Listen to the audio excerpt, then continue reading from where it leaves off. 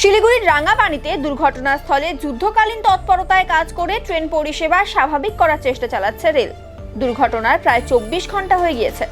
মর্মান্তিক ট্রেন দুর্ঘটনায় এখনো অবধি 11 জনের মৃত্যু হয়েছে। উদ্ধার কাজ শেষের পরই ট্রেন পরিষেবা যাতে স্বাভাবিক করা যায় সেই কাজ শুরু করা হয়েছে। দুর্ঘটনাস্থলে ওভারহেড তার ঠিক করার পাশাপাশি সেখানে নতুন করে ট্রেন লাইন পেতেও পরিষেবা স্বাভাবিক করার কাজ চলছে। এদিকে ঘটনার পর থেকে ঘটনাস্থলে রয়েছেন রেলের আধিকারিকেরা।